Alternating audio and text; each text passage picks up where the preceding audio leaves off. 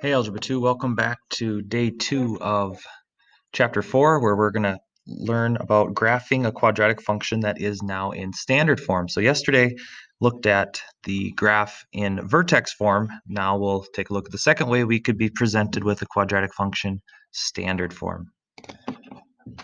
A quadratic function in standard form is y equals ax squared plus bx plus c.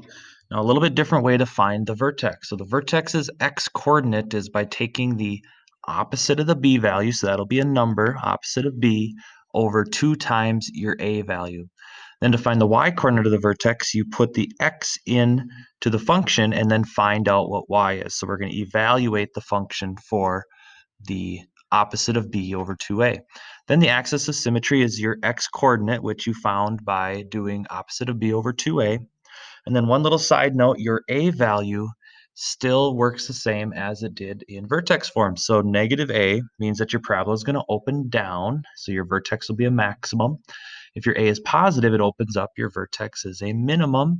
And if your a is greater than 1, you'll see a stretch. If it's between 0 and 1, we'll see that shrink. So we're going to go ahead and problem 1, we're going to graph it out. We're going to find the vertex, axis of symmetry, determine if it's a max or min, and then also find the range. Before we start graphing, we'll get our table set up, and then our first point is going to be that vertex. To find the vertex, we have to find the a, the b, and the c value. So we'll just kind of show our work over here on the right. The a, b, and c are the coefficients of your x squared term, your x term, and your constant. So here we have a negative x squared. That means our a is negative 1. That's what would be there. B is going to be a 6. That's the number in front of the x. And then c is your constant. That's going to be a 3.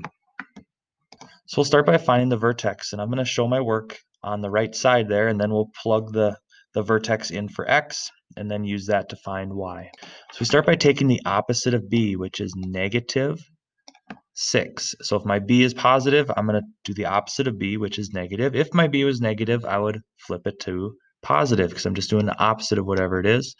2 times a, which would be 2 times negative 1. So this ends up being negative 6 over negative 2, which is equal to 3. So we now have our x coordinate of our vertex.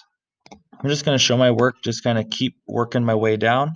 Once we know the x-coordinate is 3, I'm now going to replace x with a 3 to find the y-coordinate of my vertex. So we start here, 3 squared. I'm not going to do the negative first. I'm going to do the exponent. 3 squared is 9. That makes it negative 9. Negative 9 plus 18 gets me to positive 9. And then negative 9 plus positive 9 plus 3 is going to get me to 12. So my vertex is y equals 12. So we'll start by graphing our vertex 3, 12. Now on my x-axis, I can get to 3, but 12 is going to be out of the question. So on my y-axis, I'm going to count by 2. So I'll just put a little 2 there to show that one box represents 2. So here we go, 3, and then 2, 4, 6, 8, 10, 12. There's going to be my vertex. At the same time, you can graph your axis of symmetry. So far we've got the vertex and axis of symmetry. Next, we determine whether it's a max or a min, and we can actually do this without graphing.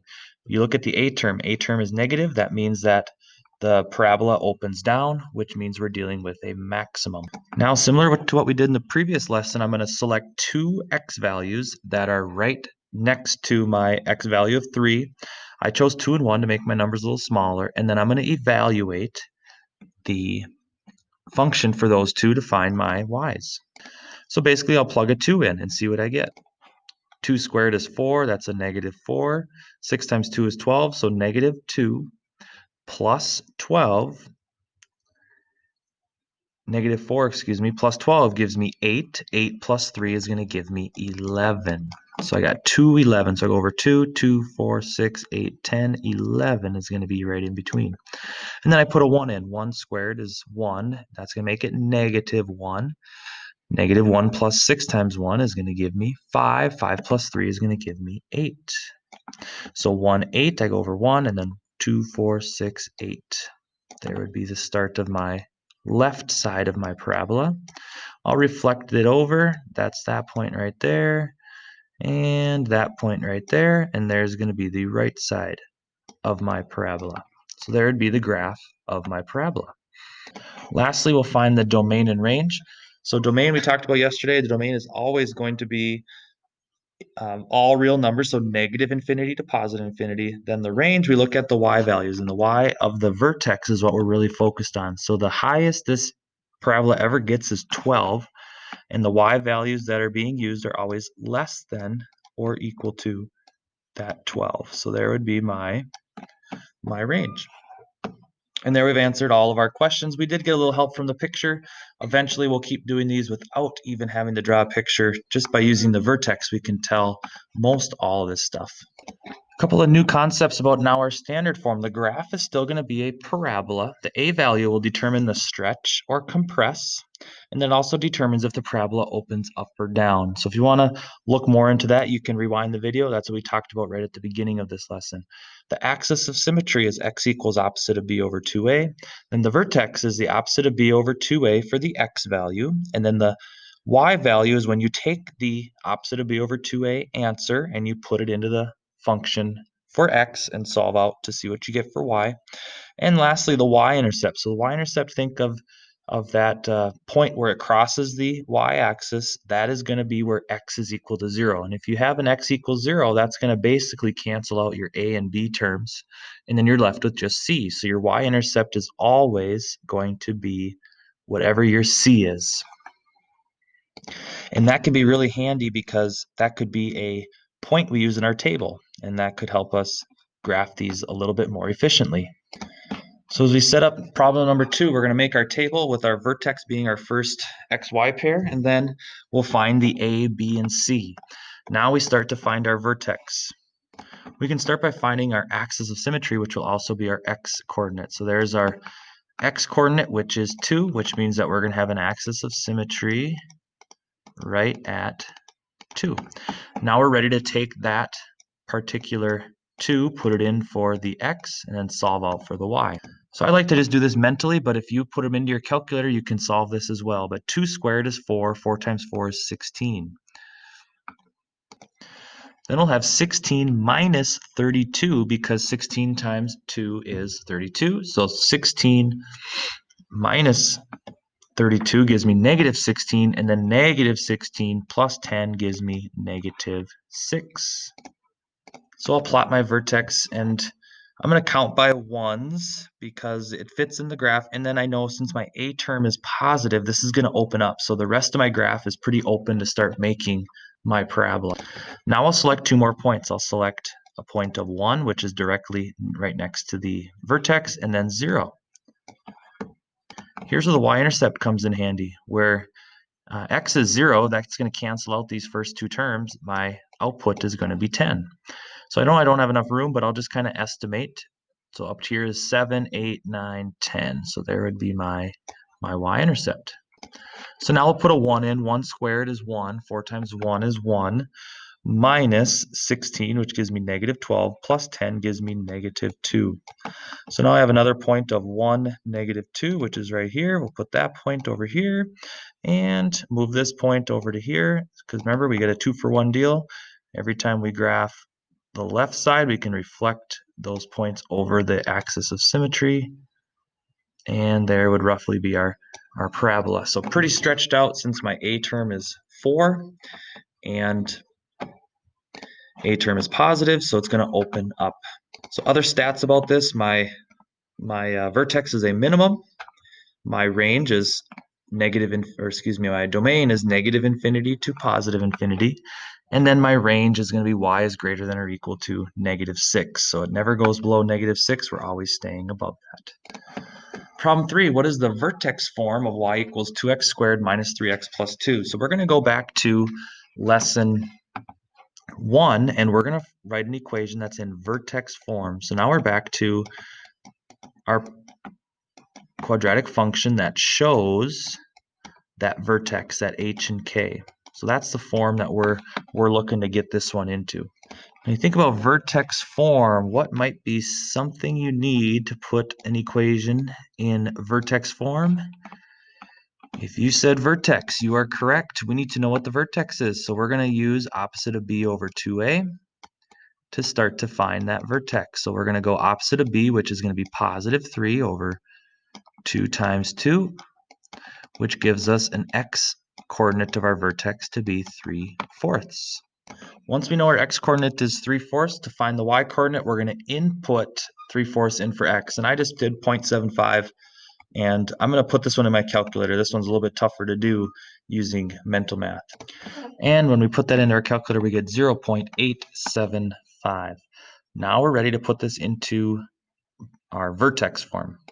So I'll use the exact same a as my standard form, so y equals 2 times x minus h. Recall my x coordinate to my vertex was 0.75 or 3/4, but I'll just use the decimal version. That kind of looks like a 7 or a 2. I need it to look like a 7. Then we'll take and make sure we square it, and then we'll add 0.875.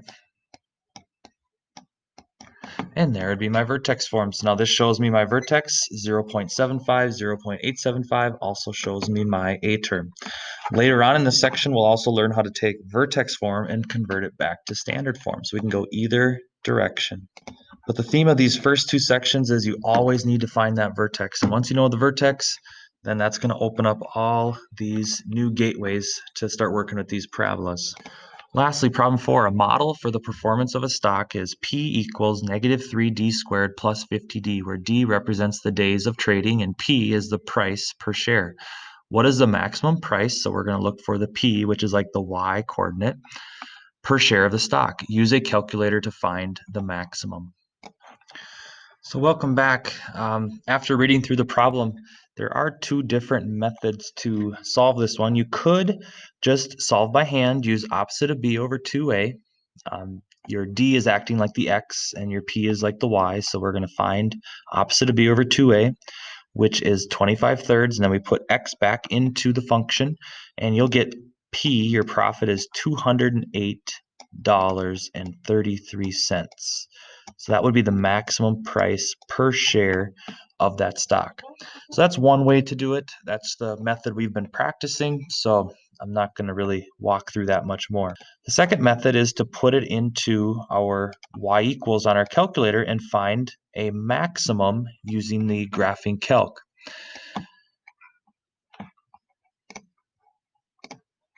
Now, yes, I did say maximum because I can already tell since my a is negative, this is going to be an upside down parabola. It's going to reach a max and then it's going to turn the opposite direction.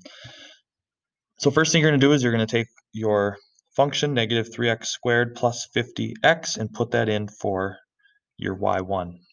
So over on my calculator, you can now see that in my y equals. And if your calculator looks like mine, you graph it. And you're not going to probably see much except a really steep parabola kind of starting to go through 0, 0.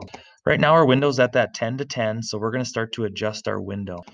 I'll start by going to my min. I'm going to make my x min 0 and then my x max 100. So I'm going to maybe just try to estimate. This will take 100 days to get to its maximum stock price. And then I'm going to maybe with the y, I'll go from 0, the stock price, to 100. So the stock price can't go negative, so we'll just see if 100 is enough. So we'll start by putting our window at 0, 100 for the x and 0, 100 for the y, and we'll hit graph. So this tells us a little bit. I can tell my parabola on the x-axis definitely does not go to 100, and it doesn't even go to 50. So maybe I'll change my x max to 50, and then it's going way over 100. So I might change my window to 300 or maybe even 400. So head back to window.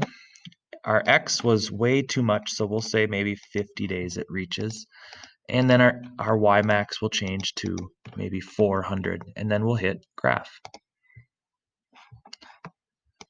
And there we have a little bit better picture. It's not perfect, but this is good enough. As long as I can see the maximum, I can start to calculate. So the next thing we're going to do is we're going to calculate a maximum or calculate a vertex using our calculator.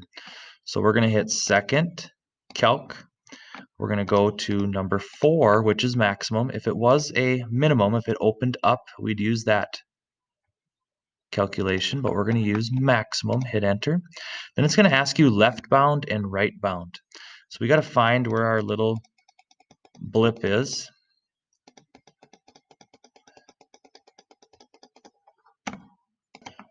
So I was having some trouble there. My little guy was lost. So then I looked, my y is at negative 260. So I'm still working on this left bound. I'm going to keep hitting left. And then I can see that it's starting to get closer to 0. Now it's getting to negative 60. Now there it is. So there he is. He was just lost way down there in the fourth quadrant. So now we're going to get it left of the vertex. So left bound means get your blip somewhere left of the vertex, hit enter. Then get it right somewhere of the vertex, hit enter. And then you're going to hit enter one more time. And boom, there is the vertex. So we'll put our vertex as our solution, and then remember we wanted to know the p, so the p is going to be 208.3.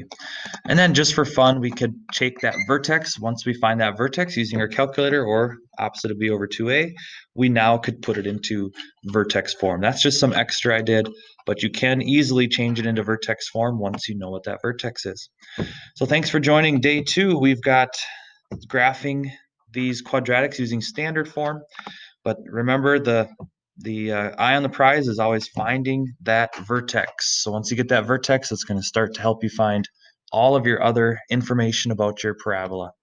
Thanks for joining, and we'll see you next time.